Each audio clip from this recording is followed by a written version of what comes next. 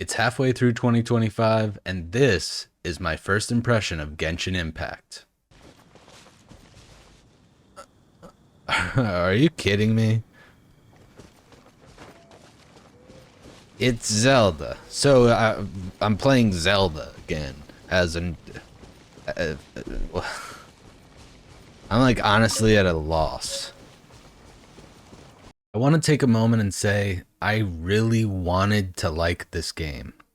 Any game where I can sink my teeth into it and play endlessly and grind for new characters, new upgrades, new equipment, build out a house, find a wife, get married, settle down. These are things that I dream of, right? I'm forever looking for this title, but I just couldn't do it. Early on, there were some really, really serious things that I saw that were just kind of no-goes for me. And right away, Paimon's voice actor sucks. She sucked the life out of the room. It was just fake and gross. I hated it. Every time I heard her talk, it was like a chore. I actually looked for a setting to mute her pretty much 3 minutes into the game. Okay, let's take the route we planned. Wait a second. Settings, like really, can we turn that bitch off? Dialogue, volume, sound effects. Movement also felt extremely sluggish. I found myself walking from point A to point B and just waiting for that stamina bar to fill back up.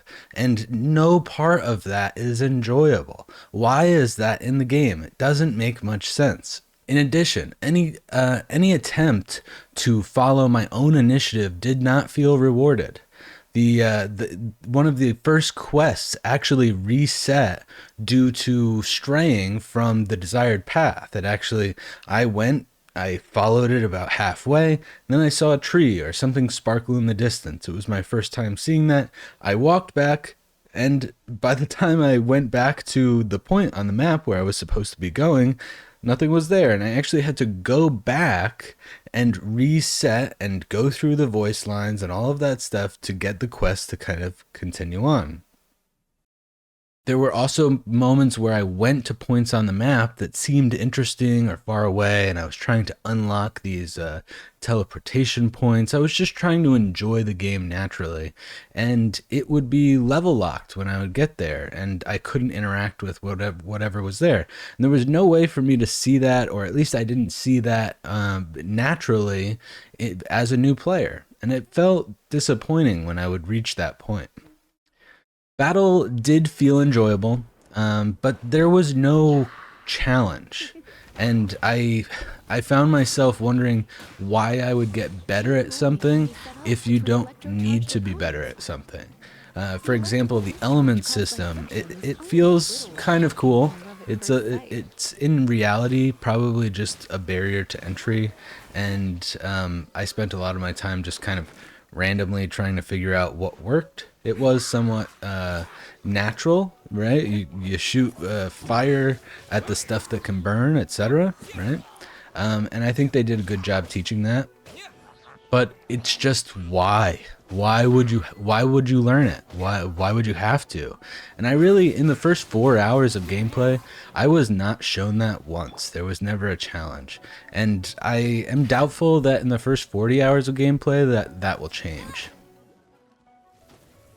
At the 4 hour mark, I just desperately wanted to stop playing. The game, I'll be honest, the game feels like a prank on the players. It is not fun. There's nothing fun about it. I'm going to play the rest of the 40 hours, and I'm really going to try and keep an open mind about it, and hopefully something drastic and new comes. But I am highly doubtful of this. It's important to note that new players won't have this same commitment to putting in a certain amount of hours in order to ensure that they're not missing out on stuff that comes down the road. And that's really important, that if Hoyoverse or whatever they call themselves at this point, if they want new players to come and enjoy their games, the games need to feel fun from the very first moment, and they need to continue to feel fun. I'm glad I tried Genshin first. I, at this point, have not tried Wuthering Waves, Honkai Star Rail, Zenless Zone Zero, or any of the other titles that are kind of in the same realm as Genshin Impact. And I'm excited to see how they compare. I am hoping to God that Genshin is the worst of them. If you are interested in seeing if my mind changes, please stick around for the rest of this video series. Next up, we'll be doing the Zenless Zone Zero 4-hour mark review, and then the Wuthering Waves review, initial review as well. And then we'll probably be doing Honkai Star Rail, and then we'll be jumping into the 40-hour videos, where we're getting into a little bit deeper view. We're really going to try our best to kind of soak as much of the game in as possible over those 40 hours. And then finally, we'll be doing kind of an overall review of all of the games, and trying to come to a realization of maybe the genre is just not for me, or maybe there are some games in there that are worth playing, and I've selected them at the end. So, fingers crossed. Let's hope for the best. Thanks for the view, and like, comment, subscribe. Bye.